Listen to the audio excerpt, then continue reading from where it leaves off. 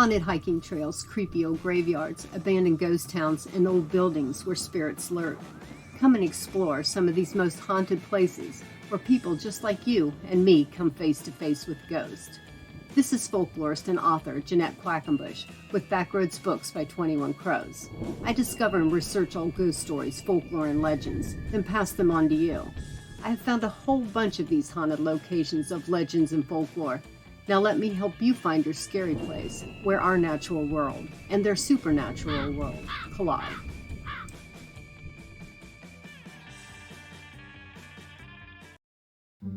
Not far from Union Furnace, in southeastern Ohio, in an isolated pocket of forestland, there's a mysterious valley with a meandering stream.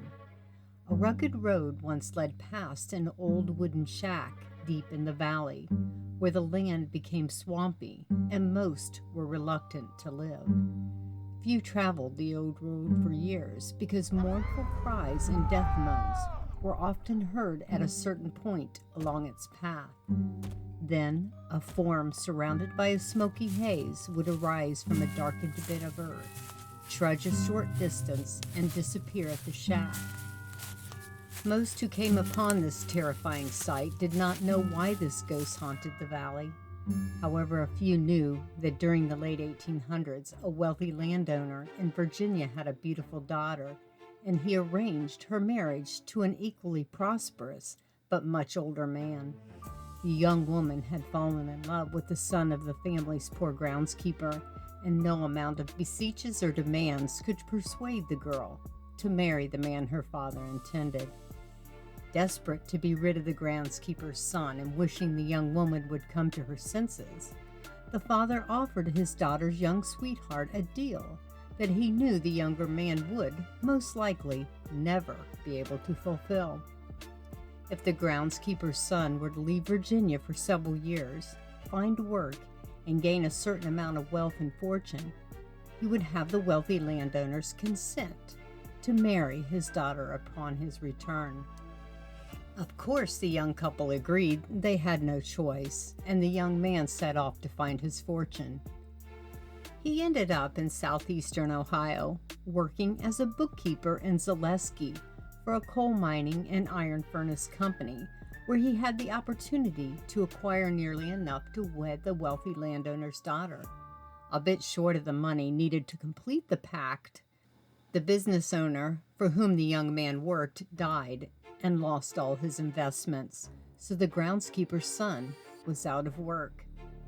Few jobs were available in Zaleski, so the desperate groundskeeper's son found work not far away in Union Furnace, cutting down timber and making charcoal with a seedy character named Shank. Shank lived in a once beautiful and lush tree-covered valley with a meandering stream and a road that passed his little wooden shack. However, by the time the groundskeeper's son went to work for him, the dark woods were nearly laid bare by the greedy old lumberman, who knew he would soon be in ruin without a forest to plunder. Of course, the young man carefully concealed the money he had made to earn his beloved's hand in marriage. Still, he did not notice Shank often hungrily eyeing the small purse where he kept his possessions, carefully concealed in the shack beneath his pillow. One night, the groundskeeper's son and Shank were burning logs to make charcoal for the furnace near the road in the shack. Looking around the barren landscape and knowing there was nothing left to take from it, and he had not a penny in his pocket, Shank was overcome with wrath. He bashed the young man over the head with a shovel he was using to move the burning wood. The old lumberman killed him instantly and tossed the groundskeeper's son into the burning coal. He stole the man's money, slunk into the night, and was never seen again. After that, a new but scantier woodland regrew from the valley, despoiled by lumbering and nearly demolished by strip mines. The shack fell to ruin.